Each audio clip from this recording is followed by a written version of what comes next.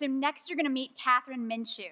Fun fact, when she was a kid, Kathryn wanted to be Zorro. Now Kathryn is founder and CEO of the Muse, a career platform and job discovery tool. Kathryn was part of the YC Winter 2012 batch. Please welcome Kathryn Minshew.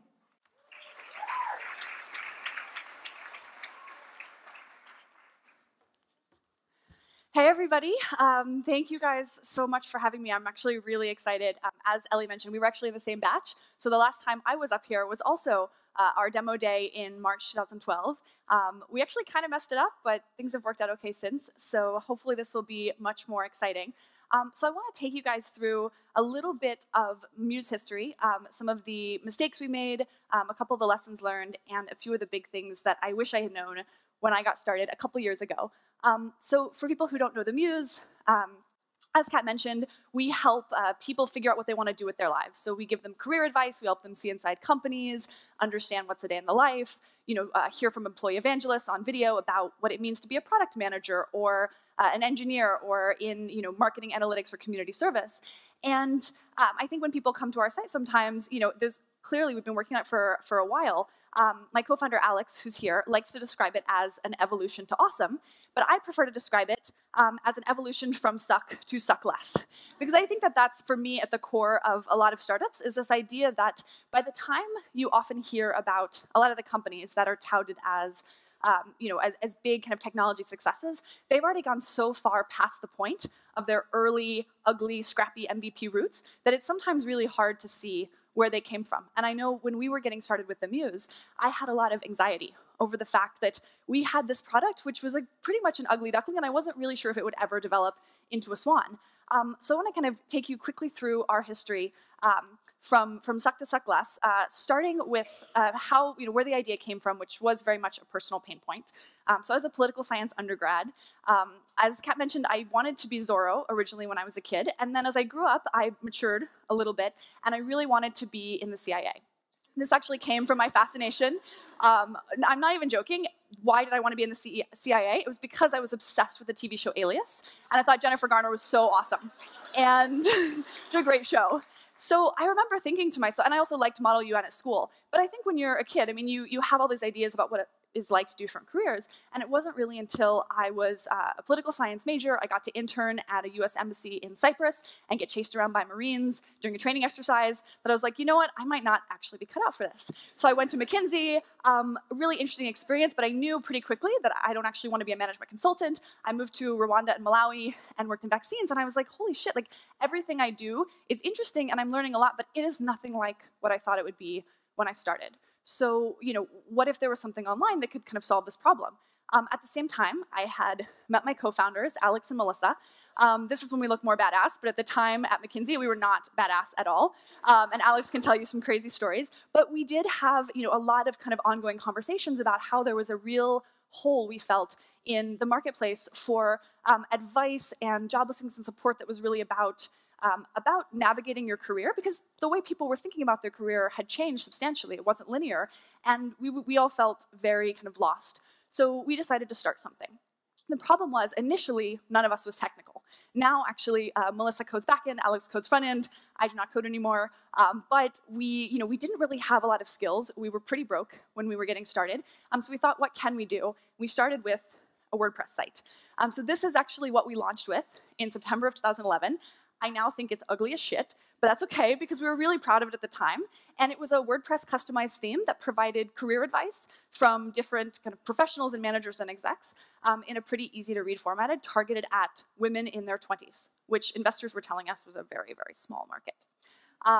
We decided, that we would test job listings out through this WordPress because we didn't have any ability to build something custom. So we went to Uber. We convinced them to, I think they paid us like $200 to post a bunch of their general manager job listings when they were, still in maybe 2 or 3 cities only. And you could, I think Alex hacked together like a little form at the bottom. And what was interesting is that even though there were so many massive holes, and we were kind of pitching this big vision that was nothing like the reality, we started seeing incredible user growth. So we had 20,000 people visit the site in the first month, 26,000 in the 7th, and 75,000 in the 3rd, which is insane. And I'll talk in a little bit how we kind of got the word out.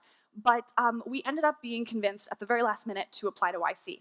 And it was actually interesting. We were not going to apply at all. I had been with a previous company that Alex and I worked on together, turned down from, I think, like 11 accelerators. And so I was done. I was like, all right, I'm not wasting my time. And one of our advisors, Rachel Sklar, came to me and she was like, you absolutely have to put your hat in the ring. You need to apply. And if you don't get in, you don't get in. But you really ought to go for it. And so that weekend, we threw an application together, put it in, and lo and behold, got an interview. So this is the three of us. On the day that we interviewed at YC, we blasted loud music.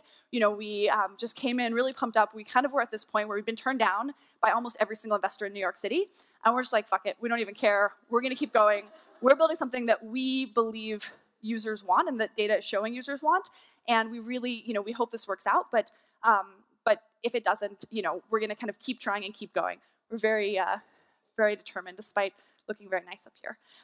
So lo and behold, we got in. It was this huge surprise. And then I think we started making some of our biggest early stage mistakes, which was that, first of all, when we got into YC, we got so excited about the fact this was somebody that actually had, was sort of respected, and they actually believed in what we were doing. So we thought, like, now is the time to make the career product of our dreams. So we hired 2 people off of Hacker News who were very talented, but without a lot of kind of culture fit vetting, and we started dreaming really big.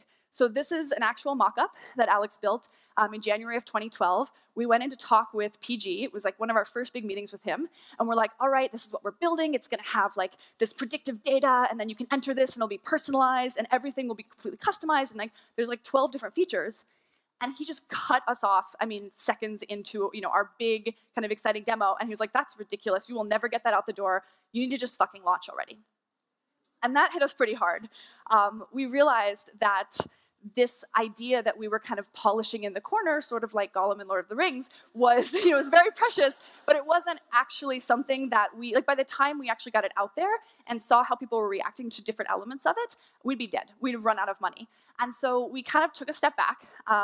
We did a kind of 24-hour cycle where Alex pulled an all-nighter and rebuilt the site. We then started working on it the next morning, and exactly 13 days later, we launched on TechCrunch with this very first, basic version. And we kind of started iterating and learning from there. And there were a couple of key things that we learned as we were sort of pushing this mountain, this boulder up the mountain, which I think is what most startups are like. The first I refer to is you've got to start somewhere. So it's that idea that startups are kind of like Monopoly. You can't pass go if you can't get $200 if you don't pass go. I think it's really tempting sometimes to keep working on something and to keep it, very quiet, to wait until you have something beautiful and perfect to put out to the world, because it's really difficult to put up a site that people think is ugly, and it's really difficult to tell someone your idea and have them say, "That's really, really? That's what you're doing?" And we got a lot of that in the early days. But I think if we hadn't been so willing to put ourselves out there when we were, frankly, had something that was laughed at sometimes by people, we wouldn't have gotten so much of the data that let us kind of navigate the right direction. Another way of saying this is your college roommate's approval does not mean market demand. So this is something, I hear a lot. I'll talk to founders. It's often, sometimes young guys that are very excited, and they're like, this is going to be amazing, it's going to be big. And I'm like, how do you know? And they're like, well, I asked 5 friends and my mom, and everyone thinks it's brilliant. I'm like, you know what? Those people love you.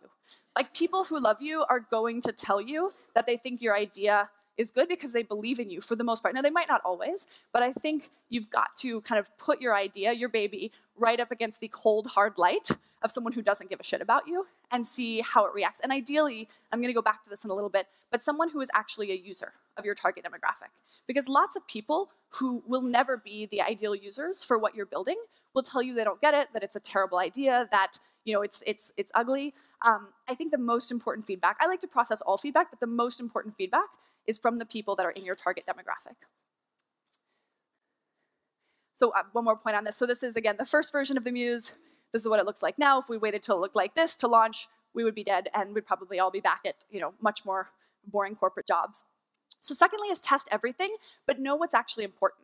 I think when we first launched the company profiles and the job listings on the Muse, we got so excited with the fact that we could track all of this data. So we had mixed panel tracking where people were clicking, and we were looking at Crazy Egg to see mouse movements and all of these things. And we noticed that users weren't doing certain things that we wanted them to do. So for example, every profile had large videos where employees at different companies could tell people, could talk about what it was like to work there, and you could watch. And a bunch of people were watching the videos, but not everyone. And we started thinking, like, how can we get more people to watch videos? And we ran tests, and we were tracking it, and making the playheads bigger, changing the text. And then finally, we were in some office hours at YC, and one of the partners was like, why does it matter if people watch videos? Is that a key metric? And we sat back and we thought for a second. We're like, you know what? Like, what will make our company successful? How many people are coming to the site?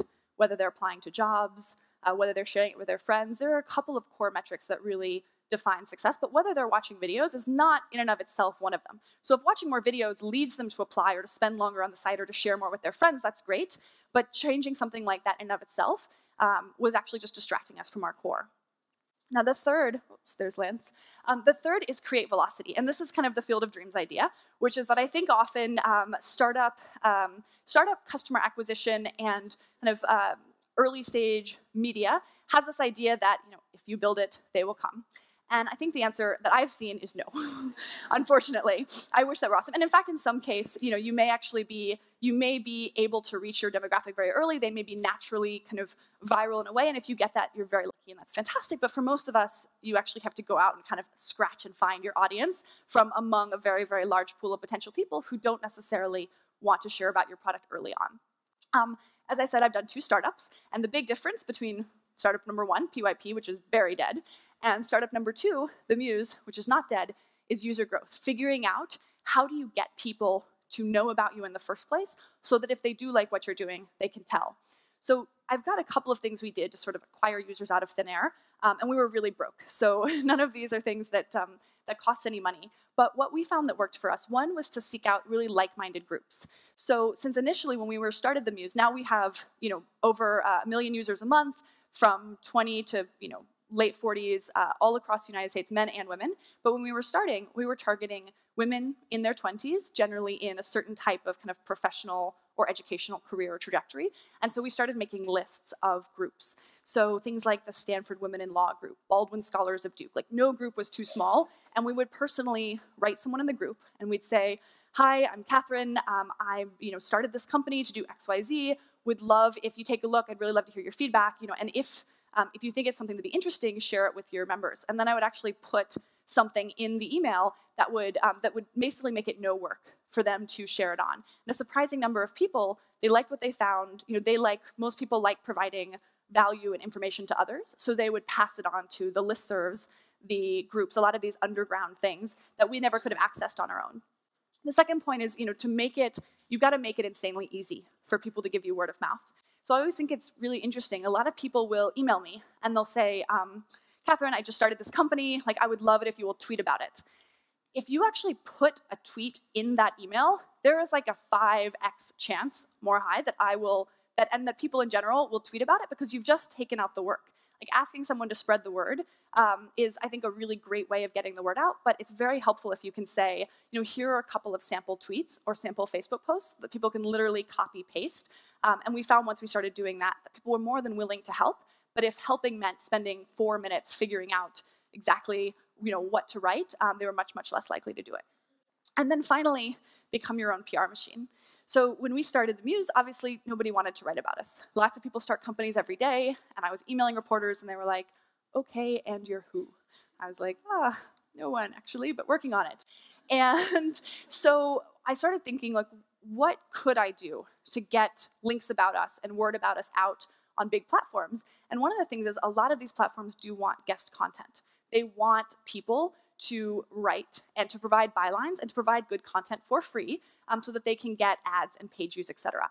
So I started writing. And at the beginning, I would write for the Muse. Then I got a contact at the Huffington Post. I wrote something there. I don't think anybody ever read it, but it was on the Huffington Post, and it was well written. And then I sent that link to other platforms like Forbes. I pitched a lot of people that said no at first. In fact, I blogged for the Harvard Business Review now, but I emailed them a couple of times, like over a full year before they finally wrote back to me and said, hey, remember that email from, like 14 months ago? We'd like to have you write now.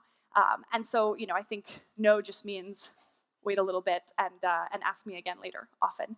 But we started kind of producing content about startups, about careers, about anything that was really relevant to our business, and then getting other sites to publish that. And it was kind of a slow process. It did take a while, but it built a lot of brand recognition early on and also great for SEO.